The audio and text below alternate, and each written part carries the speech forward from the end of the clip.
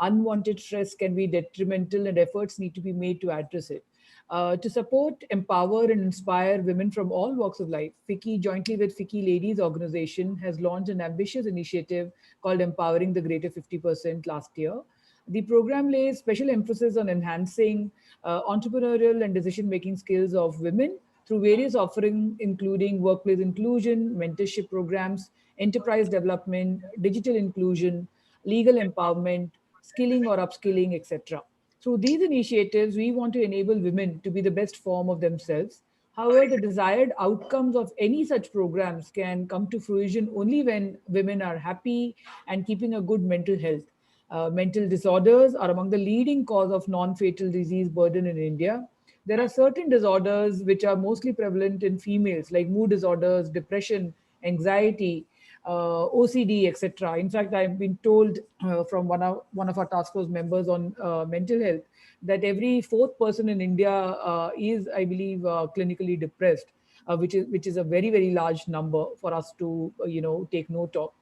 The sudden outbreak of COVID-19 pandemic, of course, has further aggravated these issues in the form of increasing cases of anxiety, depression, domestic abuse, substance abuse, and suicidal thoughts. According to a survey conducted by the Indian Psychiatry Society, within a week of start of the lockdown last year, the number of reported cases of mental illnesses in India has risen by 20%, which is a very large percentage. All this has disproportionately affected women who have faced work life imbalance to a great extent, juggling between work and home chores, along with health related challenges. It is high time that women realize the importance of taking time out for themselves and taking care of their health and wellness first before tending to their families, their work. Through various policy advocacy and awareness sessions, such as the one being held today, FICCI remains committed to address issues related to mental health and facilitate emotional well being. In addition to the women empowerment initiatives through the Greater 50 program, we undertake focused engagements in this area through a dedicated working group on mental health and a task force on diversity and inclusion. In fact, every year on October 11th, when the World Mental Health Day is recognized, FICCI does an annual conference on various topics, and through the year also on various topics affecting emotional and mental health. We are glad to have Global Adjustments Foundation as one of the key Greater 50 partners in this area. I'm sure today's training session by mindfulness practitioner and coach Dr. Ranjini Manian will seed positivity in your minds and address the issues like mental health, insecurity, fear, or anxiety to a great extent and make us learn the finer nuances of work life integration. We are really looking forward to an insightful session ahead. Before I hand over the session to Dr. Manian, I would like to, with great pleasure, introduce her to all of you, our audience here today. So, Dr. Ranjini Manian has spent over 2 decades as an entrepreneur, cultural ambassador, author, and philanthropist, connecting global citizens to India, founder of India's premier relocation and cross cultural services company, Global Adjustments, and editor of India's only free cultural magazine for global citizens, Culturama. Dr. Ranjini has served on the Harvard Women's Leadership Board and authored books such as Doing Business in India for Dummies, Upwardly Mobile, and Make It in India. She currently serves as the founder chair of Global Adjustments Foundation, whose mission is to empower women and girls by providing them hashtag champion women life leadership coaching in schools, colleges, and workplaces. Global Adjustments Foundation has touched over 150,000 lives in the past 5 years in disparate groups such as corporate and government workforce, entrepreneurs, teachers, police, soldiers, and nurses. The foundation's goal is to reduce gender gap in the workforce, enabling women to contribute to the GDP of the nation. She serves as advisory board member of Apollo Hospitals and managing committee member of Madras Management Association. Dr. Manian studied psychology and French literature from Bombay University and Sorbonne University in Paris. She holds an honorary doctorate recognizing her leadership in promoting cultural understanding across the globe.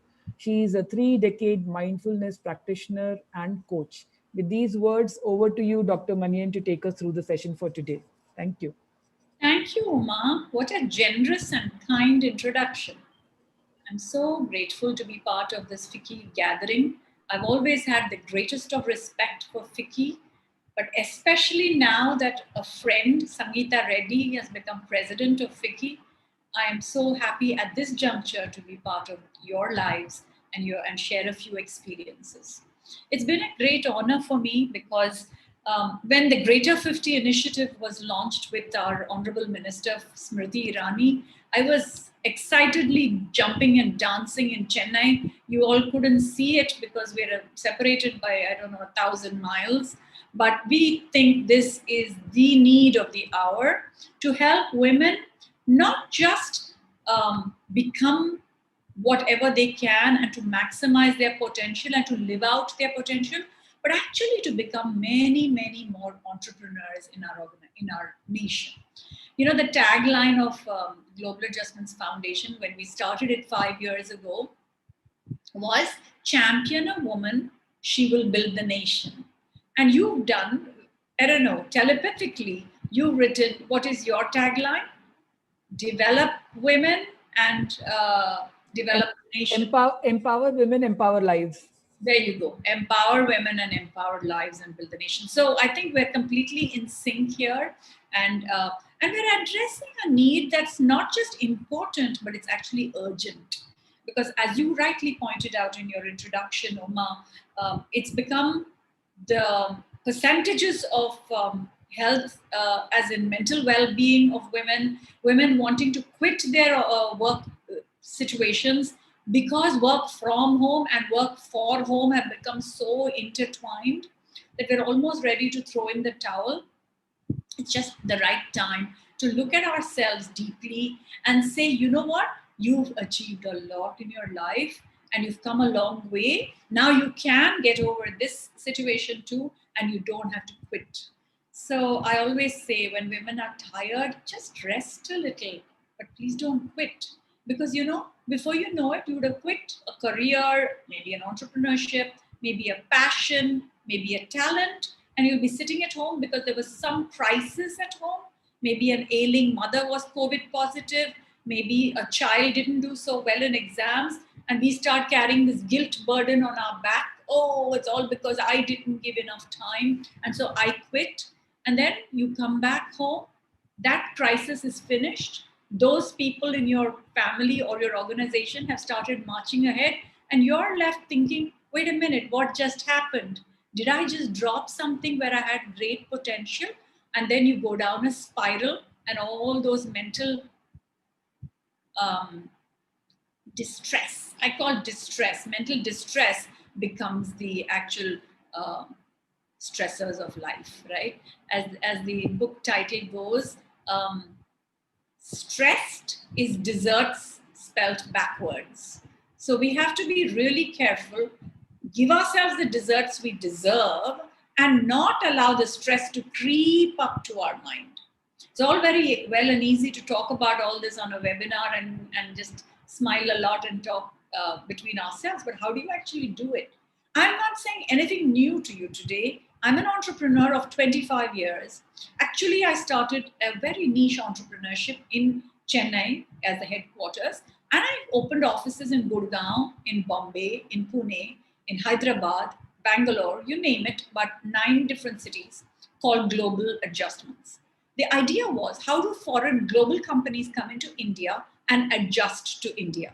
And how do Indians go across borders and help globally with keeping their roots, Indian roots, firmly planted on the ground, but succeeding in global wings, right? This was the business I started. It was called a relocation and cross-cultural service business. And I'm so happy that I was there at a time when we could speak up for India. Because when people would complain about India's infrastructure, they would always be tempered in their criticism by the soft power of what we have to offer the world. And that was a great time to speak up for our nation and its culture and its business mindset that allowed the world to succeed in India. Now, second time around, I've been able to hand over that business to my daughter and start a foundation called Global Adjustments Foundation, which runs Champion Woman Life Leadership Programs. What is a life leadership program? It's not about any new skill. It's about getting ready to live life. It's about getting your mindset changed so that you know you can actually do whatever matters really well. It's about telling yourself there's no need for me to be a superwoman all the time. I can actually try not to do everything all the time, but pick those things that matter and do it really well.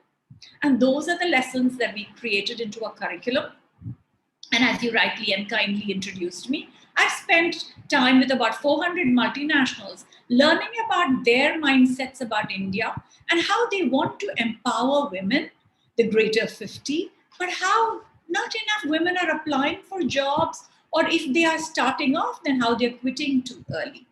And the other thing is, when we look at the opportunities that today's world has given us, the pandemic, with all the technology that's available, look at us today. I'm sitting here by my sweet Buddha statue in a little corner in one little street in the south of India in Chennai, and you are all able to listen to me and my life stories across the nation, right? And I feel so happy. Thank God the pandemic waited till Zoom happened. How about that? It has all come at the right time, in the right place once more. And I think it's going to free us up again to be able to contribute to our own well being, to build our family and community, and in fact, build the nation. But that's only if we can look after relationships. Women wither away if we don't have the right relationships. How many times we blame ourselves? I was not there for my daughter's sports day and I was at work. I didn't look after my dad when he was ill. And therefore, this bad thing happened or that bad thing happened. And so we blame ourselves for relationships going wrong. Have we taken time to think about our relationship with ourselves? That's the question we women have to ask ourselves. We're so busy fixing everybody else's lives. Are we also fixing our own mind and the amazing power it has and the amazing emotions we're capable of to be able to march forward to do the best we can? So, in the next few minutes, I'm just going to share with you a few techniques that I have used in mindfulness. Nowadays, mindfulness has become a kind of exciting buzzword, right? And mindfulness is a very simple, age old practice. When we did yoga 5,000 years ago in India, it was about being mindful. See, mindfulness is a need because you need to keep your mind fully where you want it to be. How many times does that happen? How many times do you brush your teeth and your mind is remaining on your toothbrush and your 32 or 30 or however many teeth are left? How many times? Try it tomorrow morning, tonight. Brush your teeth and try to keep your mind on the brushing. Very difficult. The mind will go here and there and everywhere. It's gone yesterday, it's gone to tomorrow, it's gone all over the place. So training the mind to be where you want it to be is called one focus, one pointed attention, right? Focused attention. When we women learn that and we give it some time, then when that twins with our multitasking, see, women, we are known for being natural multitaskers. That's fine. But we also need to be able to become one pointed when we want to be that way. How do we do that? So, those are the practices that I'm going to try to share with you. You know, now we have something going on called the quarantine brain. I want to tell you, it's so funny. I had a family member, I won't name them because I have to live with them for the rest of my life. He was doing this. He was looking at the Tetra pack of a Hershey's milkshake he wanted to drink. And he's trying to see the calories and the sugar like this. Seriously, this is the quarantined brain. It has become so used to being on gadgets and things that it's beginning to lose its borders of where it needs to be. How many times are we saying to our spouse, our significant other, can you put your phone down and talk to me? It's becoming too much, right? The same gadget and technology that I was telling you is just such a great thing for our life. It's also becoming too addictive. So is there something we should be doing? Yes, indeed there is. And what is it? We need to consciously release happy chemicals into our brain. Hey, is there such a thing, Ranjini? What is happy chemicals? There are 4 kinds of happy chemicals. Neuroscience has taught us that. There is oxytocin, which is the love chemical. So if you give somebody a hug or you play with your pet, your oxytocin will go up in your mind and it will give you a burst of happiness. Have you realized why you feel happy when you give someone a hug? You never give someone a hug and then feel really sad, I gave them a hug. You don't do that, right? And then there is the dopamine, which makes you energetic and gives you a rush of happiness.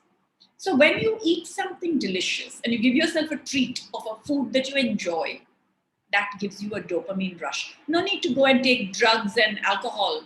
This itself can give you a fabulous dopamine rush in the brain. These are happy chemicals. But let's say we decide, I like mangoes and mango season has started. So I go into the kitchen, I cut the mango, voila. And then I'm deciding to eat this delicious mango. What is mindfulness? It is eating this mango with all your 5 senses. How do you do that? First, look at the mango. Oh my God, it's so luscious. Look at it. Glistening, right? Yellow and green and juicy. And then, sure, the taste is there, but can we also just, when we bite into it, feel the soft pulp on our tongue? So that is using your other sense of touch. Feeling the mango as warm or cold in your hand, the heaviness of it.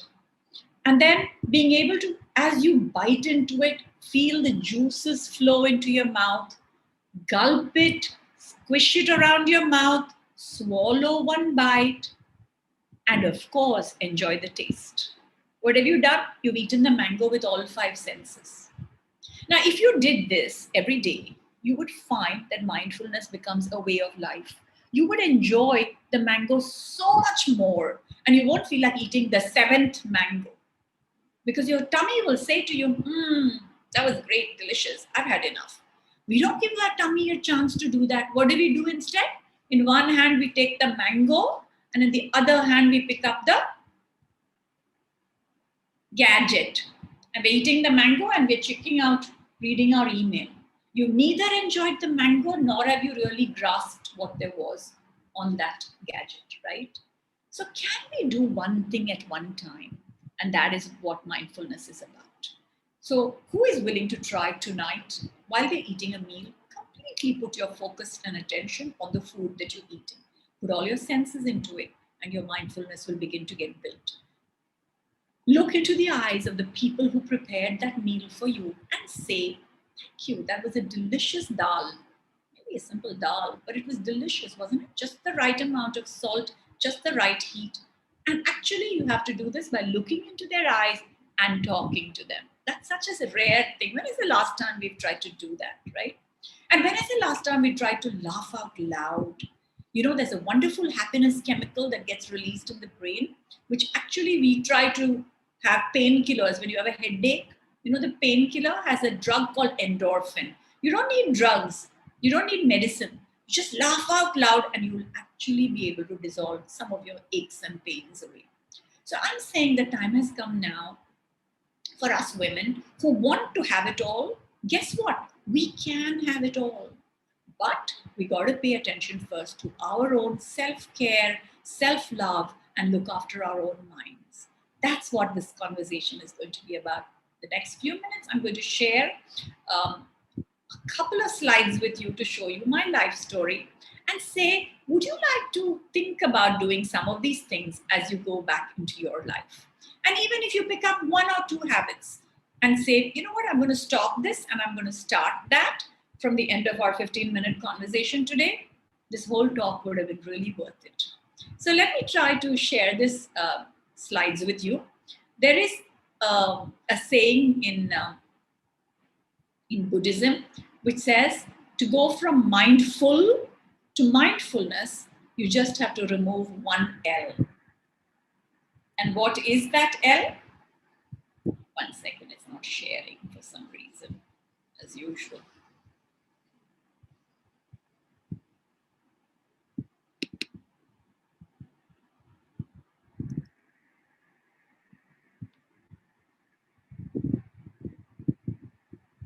All right, I'm going to do it without that, doesn't matter. So you remove 1 L. What is mindful? One side of your mind is full of past regrets. Another side of your mind is full of future fears. And the middle has one long to-do list, correct? You want to be able to have just a simple mind that is willing to be right where you are.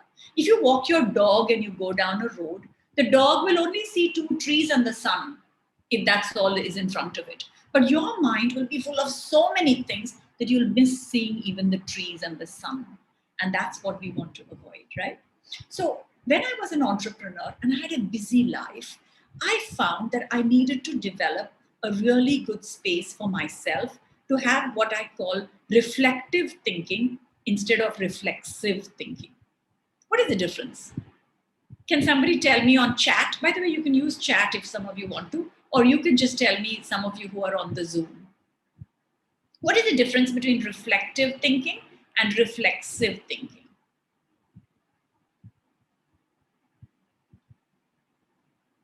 Uma, you want to just tell me that?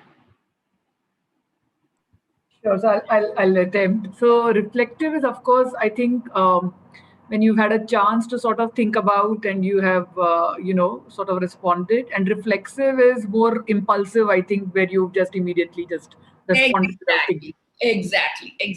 So when you do reflexive thinking, it is, I didn't want to say it, but it just came out. Oh no, it just came out. Or I had such a great opportunity. Amitabh Bachchan was right there and he was offering a hug for 3 people. And I could have gone and just offered my chance to have that opportunity to be in that photograph with him. But I wasn't sure, what if people say something? What will he think? Will he accept it? This is all reflex. Reflective is, hey, if I do this and I ask for this, this is what I could get. You just take 2 steps back. You have the ability to breathe and grab an opportunity or let go of a negative thing that you don't want to see. Whichever it is, positive or negative, reflection becomes a way of life. How does that happen? If you use, now I think my share is fine, right? That happens and the dog is able to just see those lights I was telling you. See, this is the story of my life. I used to see CEOs of big companies come into the country and invest money. This guy came with $1 billion the first time. Do you know who he is? Is Bavleen or Oma or someone able to recognize him? Harini, Anurima, those of you who are on the Zoom link, do you realize who he is? See, he's wearing a South Indian dhoti and all that, standing in our offices here in Chennai. But he's actually the world's richest man. Whose company you order things from his stores every day online. The CEO and founder of Amazon. He's Jeff Bezos, is he? Yeah. So that's Jeff. And when Jeff was coming in, I used to have to work with like this high-powered people coming to do investing in India. And you can begin to feel a little bit, oh my God, I'm not sure if I'm up to it. But what were they coming to learn? They were coming to learn Indian business culture. Who can do that better than me? That's what I had to tell myself. So what if it's Jeff Bezos and he happens to be this superstar? He's come here because he has something to learn from us. And every woman has her own skill. Make that skill your mantra. Then develop that skill. Then tell your mind, don't be afraid, speak up, seek the support you need, and you will win. Your talent will shine and you'll be able to do running your own home and family, of course, but also helping the world family to do even better. So that's because I think you have to take time for relationships with yourself and with others. Why was this a good opportunity for me? Because he came to do a program within our office auditorium. But he was asking me questions all about retail behavior. That's what Jeff Bezos wants to know about, right? How do people buy online in India? And I said, I don't know. Come sari shopping with me and I'll demonstrate to you. So to be able to say to somebody like that, come sari shopping with me, I'll demonstrate to you, you have to have a little confidence, right? You have to have self-esteem and you have to have the not to be afraid to say what you think is the right thing. And that all came because I had a few tools in my bag that I had been practicing for a couple of decades. So let me show you what those are. And by the way, when he came sari shopping, I taught him how people bargain like hell in India, how we always love what Aishwarya Rai is wearing, that color we'll try to buy. So for a celebrity endorsement is very important. So things like that I could just demonstrate in a sari store. And that was just such a great way. Till today, Amazon is one of our top clients. But taking time for relationships, and this is the one I want to take you through, let's do a little reading on how are we going to build relationships with others. Because when we build good relationships with our teams or with our family, then we are happy and productive. So I'd like someone to read aloud this first para. Go ahead, Uma, since you are online, please read this. And Sure. this is called the absorb reading and discussion practice. Just read it Sure. slowly and enjoy the reading. Okay. So it says, take time for relationships. I believe that it comes naturally to us to want to contribute to the welfare of those we love. If we understand the obstacles that stand in the way of doing this, we will be better prepared to overcome them. In most disagreements, it is not differences in ideas that divide people, it is often lack of respect, putting ourselves first instead of the other person. Sometimes all that is required is listening with respect and attention to the other person's point of view. Does any of that resonate with you? Yeah, sure. It's not differences in ideas, it's lack of respect for and putting our own ideas and our point first that creates the friction, isn't it? So when you read something like this slowly and you enjoy it with another partner or family member, it helps to be able to reflect on it, and then you behave better and better. You become a better version of yourself, and we women love to have competition. I'm saying let's compete with ourselves. Let's stop competing with others. Who cares if she's got a size 0? What does it matter? I want to be a better version of myself from yesterday. Of course, I want to build physical exercise into it, but if I have another skill, I'm going to use that, right? So, when you look at this, what is it that is required for listening with respect and attention? This is all we have to cultivate according to this reading. And by the way, this is one of my favorite books. It's called Take Your Time by a professor called Eknath Ishwaran, who taught meditation in Berkeley University, an Indian who had moved over to California. He has several books, and this website that I've called out here, bmcm.org, has many readings that you can enjoy in company with others, and a lot of time for doing absorbed reading. Here's In the fact, may I make a point here, yeah. Anjani? When I was just reading this, it says listening with respect and attention. In fact, one of the things which I find in many people, and many times me included, is you're so eager on saying or speaking or contributing your thoughts and ideas that you forget listening, let alone with respect or anything.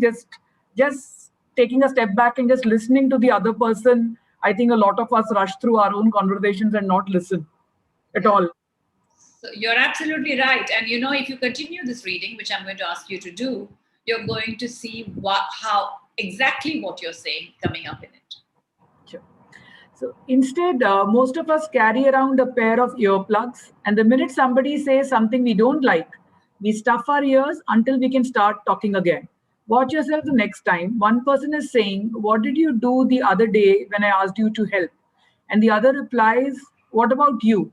Can you imagine anything more ridiculous? They are not trying to settle their differences, they are trying to make sure that neither of them will forget. Yeah. And the final, how do you end the quarrel? Yeah, to stop this quarrel, simply listen calmly with complete attention. Even if you don't like what the other person is saying, try it and see. Whatever happens, you walk away feeling better about yourself. You have stayed kind, kept your cool, not let anger push you around. The taste of freedom that brings is worth any amount of practice. Inspiring, right? Simple. I mean, it's simple. It's hard to practice. But unless we do some absorbed reading like this every day, find something that's inspirational and read it. And I've made that my life's mantra. I don't go to bed without reading a book that is inspiring, a couple of pages. And I never do more than 2 pages because you only want to take away 1 or 2 thoughts to apply to the next day. By the way, I've succeeded in converting my husband to do the reading with me. So we do this many times just before dinner. He reads aloud and we discuss maybe one idea, and then that's about it. It just helps you to every day learn that you're going one day forward into the world to do positive things, but also one day forward into the rest of your life, which may be short, medium, whatever. The pandemic has shown us that. So it's important to look at things like this that mean and matter a lot. So that's one thing that helped me to have reflective thinking. The second thing that I'd like to share without any PowerPoint, actually, I'll just talk to you, is it has been very helpful for me to use something called the gratitude journal. So every evening, if you like, or morning, whatever works for you, have a little book by your bedside, which is a gratitude journal, and write 3 things. And now, if there's anyone watching us on YouTube or on our Zoom, I invite you to just write one thing to yourself that you're grateful for that happened to you today. Take 10 seconds and do it. One thing.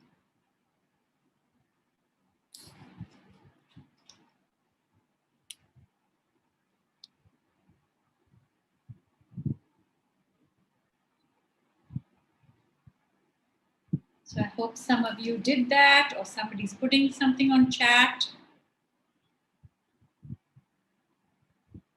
Harini is saying something about, I'm thinking, thank you. She's grateful to Lakshmi to have her come and work along with Champion Woman. Great. So if you've taken a minute, you can share it. If you otherwise, just reflect on how important it is to have gratitude as your attitude. You're grateful for the stable Wi-Fi, Lakshmi. I agree. So that we can continue this conversation. So I wrote these 3 things. See, this is my gratitude journal. Now you don't have to be able to read it, but I just want to show you that I'm only showing you what I do every day. So 3 things, write 3 things every day that happened that day. So for example, I've written yesterday, okay? It was great. I was grateful for a long drive in the back seat with my giggling 2-year-old granddaughter. That was fun. But if you don't do it, if you don't write it, you tend to take life for granted, or you begin focusing on the cup that's half empty. Why not look at the cup that's half full? The same day yesterday, I had to take my mother to emergency because she had some issue. But I was very grateful that a doctor came and attended to her there. So there's gratitude even in a negative situation every day. So if we begin to cultivate this habit of writing a gratitude journal, it keeps us mindful of all the blessings that we have in every day of our life. And by the way, my third thing that I wrote in my gratitude journal was, wow, I get an opportunity to do a program with Vicky Flow. So that's been another technique that's helped me. And I encourage you to try to pick it up. Simple technique. Seems like, what is she talking about? Something so simple. And why does she want me to write 3 new things every day? Because we have to realize that 3 new things at least are happening every day that we are grateful for. We can't every day say, I'm grateful for my family, I'm grateful for my food. You have to be very specific to what is happening to you that day. And it makes you a positive optimist.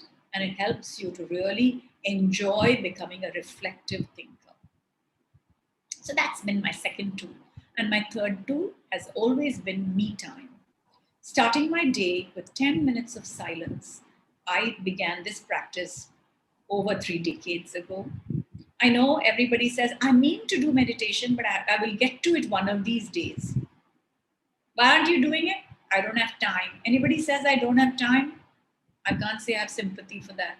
It's like saying, I'm driving the car, I don't have time to fill petrol. Your mind is like the engine of a car. If you keep it going, even at night when the car is parked and it's going on, what happens? The battery dies, right? Why not take out some of the stuff that you can delete? You know how your gadget gets overfull? You switch it off and switch it on again. It starts working. Switching off the mind is about taking 10 minutes in silence and going inwards. May I do a small demo for you? Please join me for just a few minutes. This is called Mindfulness Meditation, and we use a passage to keep our thoughts where we want it to be. Please join me for a few minutes, gently closing your eyes, sitting in any comfortable position with your head, neck, and back in a straight line. Just focus on your breath. Take a deep in breath and a long out breath. Inhale love and compassion along with oxygen, and let go all fear and anxiety. One more deep inhalation and long exhalation. Take a few minutes now to focus on relaxing your entire body. Relax your head, relax your neck muscles, relax your back, your shoulders, relax your upper back, your seat, your thighs, ankles and toes. Feel the cool air or the warmth on your skin and just be aware. No judgment at all, just in awareness. And now mentally follow me on the words of a couple of lines from an inspirational passage. Lead me from darkness to light. Lead me from untruth to truth. Lead me from death to immortality. We are doing just two things. We are telling our mind to be where we want it to be. And if we dwell on positive thoughts, we become what we meditate on. Lead me from darkness to light. Visualize the light and you become bright as the light itself. Bring your attention back now to your relaxed body and to your breathing.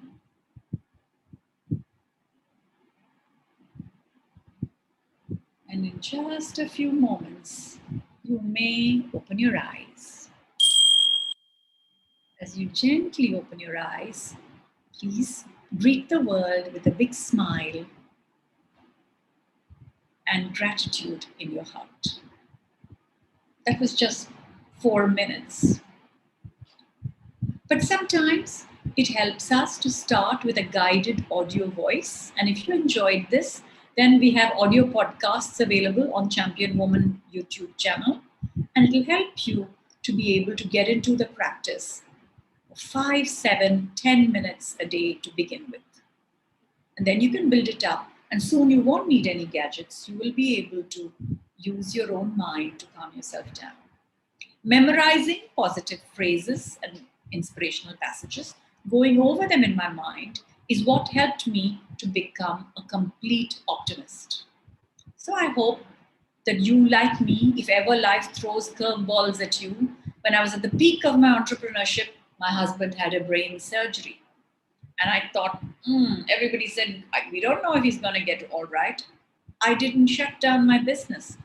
I took my business to the corridors of Apollo hospitals and ran it from there. And then later he became better in 9 months. And then I'm glad that I stuck on and held the course because look, life is wonderful today and my daughter is able to take over that business. So this is what it helps. When your life is okay, if you have planned to manage your mind, then when your life throws problems at you, your mind will be available to help you out. That's all the practice that we need to do for wellness. So 3 or 4 quick things that I shared with you. One is to build daily time for some absorbed reading and daily time for quiet silence and meditation. And every night before we go to bed, using our time to write out a gratitude journal and taking a few minutes every day to put our mind exactly where we want it to be.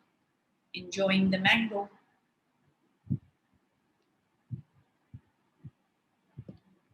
So just be. That's the end of our prepared comments. I hope that you will be able to take some of these back with you. And if you have a couple of questions, I'm happy to answer them. Somebody is saying on YouTube that she's grateful to watch this session. Well, that's nice, Dekhi Chawla. That's lovely.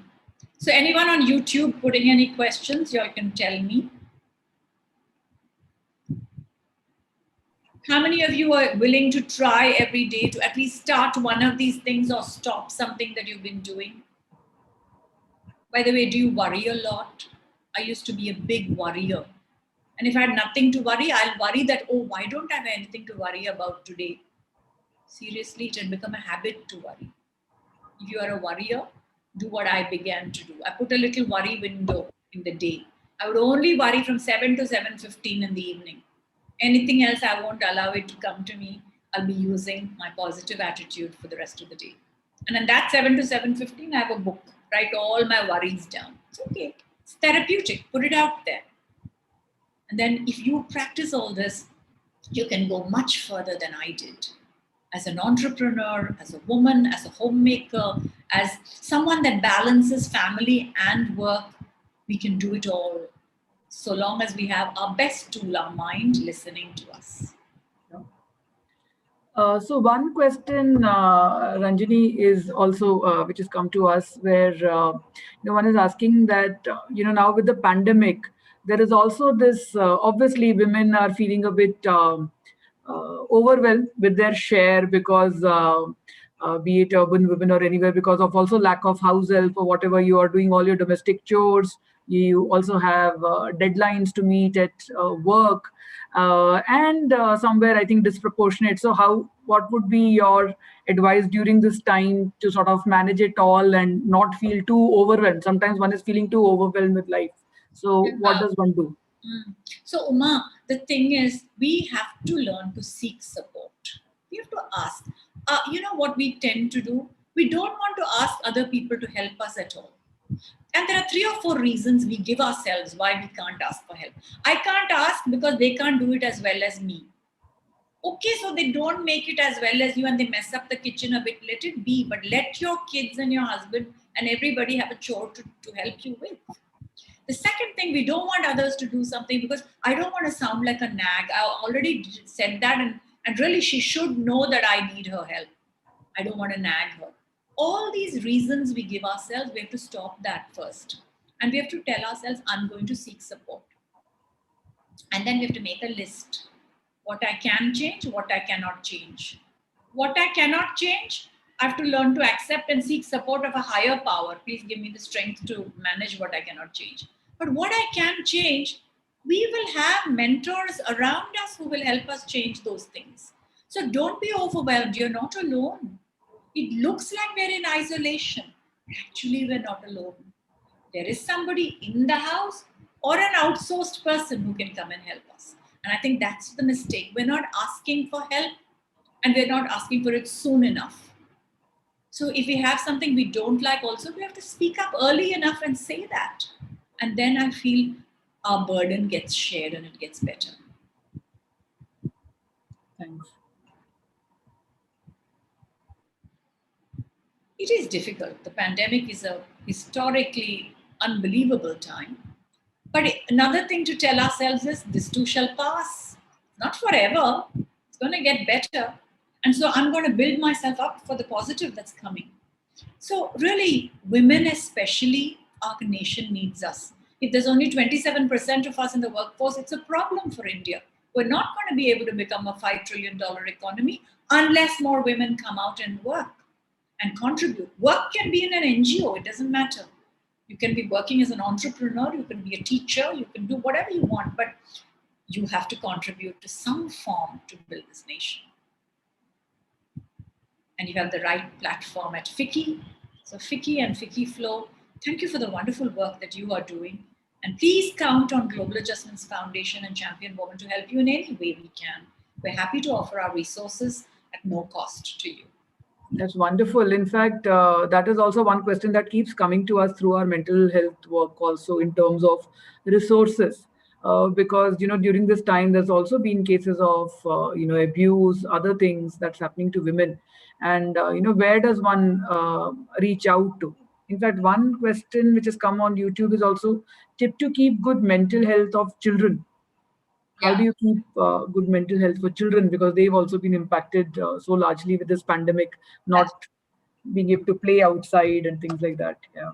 So, one of the things is when you're working with children, please be aware that they're watching you. So, if your mental health is good, only your child's mental health will be good, right? So, don't worry that they don't listen to you, worry that they watch you. That's the first thing. And the way that we can have our children be positive and happy, I don't know. Put on music and dance. I do that with my 2-year-old. I'm the world's worst dancer. Vaijantimala Bali threw me out of her class when I was 11 years old because I've got 2 left feet. But I love music and sound and dance. Who doesn't? So dance like nobody's watching you with your children. Let's drop our inhibitions. Let's look after, you know, natural ways to look after children. Walk in nature. If you can't go too far, walk on your terrace. But do something active with them, because actually physical well-being helps emotional well-being for the child as well. And the easiest way seems to be giving them a gadget and letting them watch something to keep them occupied. We're going to have to replace that with actual other things, like, I don't know, taking a bindi and cutting it and making it a paintbrush, and making a nice card for people who are in COVID hospitals. Have your child create COVID get well cards and mail them out to hospitals. That becomes such a nice activity for their mental health and for your own. So I'm saying find mutual things that you can do with your child that are creative.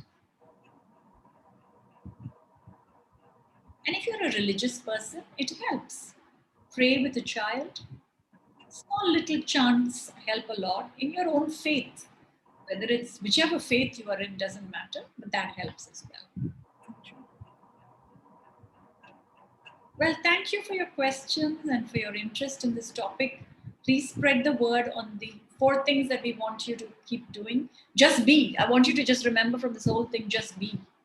Just One, be means, oh, there's a top question there? Okay. yes, there's a question which says, please help to overcome office and relationship stress. Office and relationship stress. So your office is an extension of who you are. You can't take only one part of you to the office, right? You have to be this holistic person that you take to the office. And in the relationship issues at work, it's also just like the reading we did just now. Is it you versus me in the office? No. We have a common organizational goal. You and I are on the same side, and the goal is on the other side. Maybe we have differing opinions how to get to that side, but you and I are not on opposite sides. If we can begin to see this unity with a common goal and keep putting our focus back to the common goal, then the relationship issues get better. And again, in the office, please listen with your eyes, ears, mind, and heart. Even at work, there's nothing soft and soppy about listening with feeling and emotion at work. Your peer or your manager is saying something at you really rude and hurtful. You don't have to say back the same rude and hurtful way. You have a choice. Why not exercise that choice? So at that time, you look at the person. With your eyes, you are listening. Your ears are there. With your mind, if you listen, you will begin to see his point of view. And you will also begin to see that just like sometimes your mind doesn't listen to you, maybe sometimes his or her mind is not listening to her. And then you'll be able to empathize with that person. Empathy is going to be the most valuable net worth that we all carry into this future. And finally, please listen with your heart. Please feel their emotions, and then together you will find solutions. At one time, kindness was optional and intelligence was a given. either people are born intelligent or not intelligent, but kindness is optional. Now I'm saying kindness is mandatory. When you have the option of being kind or not kind, please choose kindness. When I said this at the last webinar, one of the questions I got back was, but why me? Why do I have to be kind always? Why can't he do it or she do it? But you know the story of the sage, right? He was swimming in the river and a scorpion fell into the water, and he picked up the scorpion and he put it on the bank. Scorpion bit him and was bleeding. But again, the scorpion fell in the water. Again, the sage picked the scorpion and put it in the bank. Again, it stung him. So the other friend swimming with him said, why are you doing this? That scorpion is going to bite you again and again. You know that. He said, yeah, it's the scorpion's nature to sting, but it's my nature to rescue whoever I can. So you have to do what you can with your well-being and what you know is the right thing. You can wear down the other opponent with your love and kindness much better than if you can with harsh words and with violence. So I hope that you can try that at work sometime.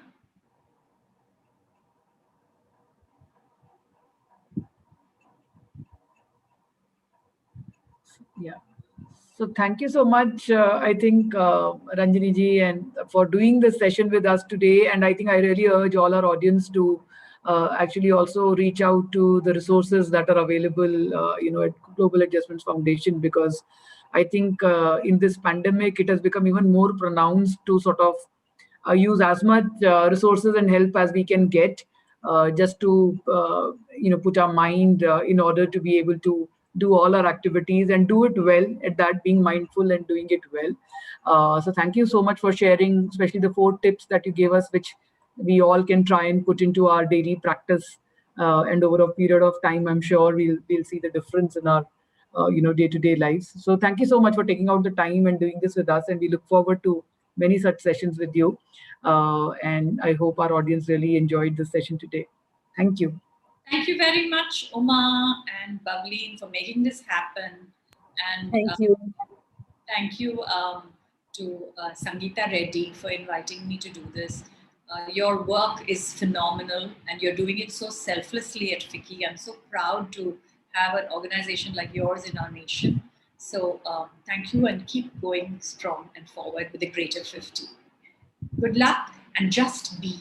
Just be. Be kind, be compassionate, be happy, and you'll be super successful. It just automatically happens. Thank you.